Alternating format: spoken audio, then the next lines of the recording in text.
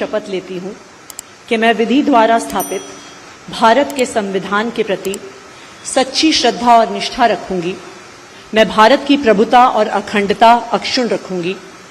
मैं मुख्यमंत्री के रूप में अपने कर्तव्यों का श्रद्धापूर्वक और शुद्ध अंतःकरण से निर्वहन करूंगी तथा मैं भय या पक्षपात, अनुराग या द्वेष के बिना सभी प्रकार के लोगों के प्रति संविधान और विधि के अनुसार न्याय करूंगी।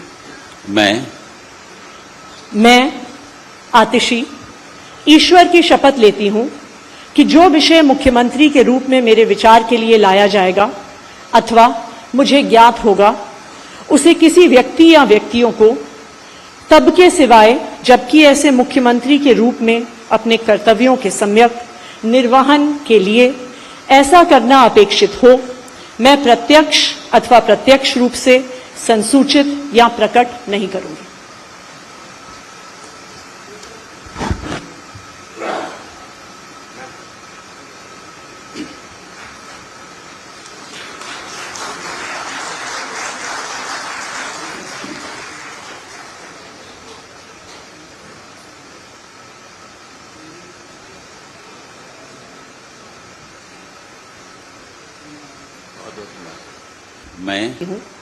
मैं विधि द्वारा स्थापित भारत के संविधान के प्रति सच्ची श्रद्धा और निष्ठा रखूंगी।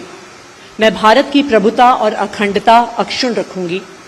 मैं मुख्यमंत्री के लिए लगभग असंभव होता है और सुप्रीम कोर्ट ने ना सिर्फ उन्हें बेल दी बल्कि बेल देते हुए केंद्र सरकार के मुंह पे तमाचा मारा और कहा कि अरविंद केजरीवाल जी की गिरफ्तारी एक दुर्भावना के तहत हुई थी। ये कहा कि केंद्र सरकार की एजेंसी सीबीआई, ईडी पिंजरे में बंद एक तोते की तरह हैं जो सिर्फ अपनी मालिक की आवाज में बोलती हैं। हो सकता है कि कोई और नेता होता तो उनके लिए अदालत का यह फैसला काफी था और वो तुरंत जाके मुख्यमंत्री की कुर्सी पर बैठ जाते। लेकिन अरविंद केजरीवाल जी ने इस देश की राजनीति में एक ईमानदारी और नैतिकता की मिसाल कायम करते हुए मुख्यमंत्री की कुर्सी से इस्तीफा दे दिया। उन्होंने कहा कि मेरे लिए सिर्फ अदालत का फैसला काफी नहीं है, मैं जनता की अदालत में जाऊंगा और जब तक दिल्ली की जनता मुझे नहीं कहती कि मैं ईमानदार हूं, तब तक मैं मुख्यमंत्री की कुर्सी पर नहीं बैठूंगा। मुझे नहीं लगता कि इस देश के इतिहास में या शायद इस दुनिया के इतिहास में ऐसा कोई नेता रहा होगा, ऐसी ईमानदारी और नैतिकता की मिसाल रही होगी जो आज अरविंद केजरीवाल ने देश और दुनिया के सामने रखी है।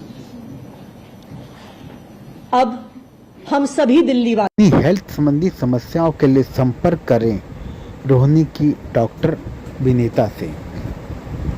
होने वाले चुनाव में दिल्ली का मुख्यमंत्री बनाना है। अगर दिल्ली के लोग अरविंद केजरीवाल जी को दिल्ली का मुख्यमंत्री नहीं बनाते तो जो फ्री बिजली आज दिल्ली वालों को मिल रही है, भारतीय जनता पार्टी अपना षड्यंत्र रच के उसको खत्म कर देगी। जो सरकारी स्कूल अरविंद केजरीवाल जी ने सुधारे हैं वो फिर से बदहाल हो जाएंगे, मोहल्ला क्लिनिक बंद हो जाएंगे, अस्पतालों में इलाज बंद हो जाएगा, महिलाओं की फ्री बस यात्रा बंद हो जाएगी। तो 2 करोड़ दिल्ली वालों को मिलकर फिर से अरविंद केजरीवाल जी को दिल्ली का मुख्यमंत्री बनाना है। अगले 4 महीने के लिए मेरा यही काम रहेगा कि जो दिल्ली वाले परेशान रहे पिछले 1-1.5 साल में, जब से भारतीय जनता पार्टी का षड्यंत्र शुरू हुआ, जब से भारतीय जनता पार्टी ने एक-एक करके हमारे नेताओं को जेल में डालना शुरू किया, जब से भारतीय जनता पार्टी ने एक-एक करके हमारे मंत्रियों को जेल में डालना शुरू किया, जब से भारतीय जनता पार्टी के एलजी साहब ने दिल्ली सरकार के काम रोकने शुरू किए, आप देखिए पिछले 2 साल में भारतीय जनता पार्टी ने दिल्ली वालों को परेशान करने में कोई कसर नहीं छोड़ी।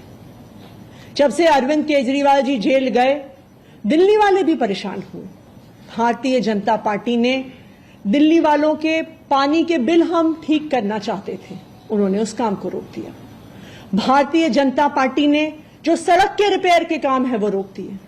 भारतीय जनता पार्टी और उनके एलजी साहब ने अस्पताल में मिलने वाली दवाइयां रोक दी, अस्पताल में और मोहल्ला क्लिनिक में टेस्ट रोक दिए, दिल्ली से कूड़ा उठना रुक गया।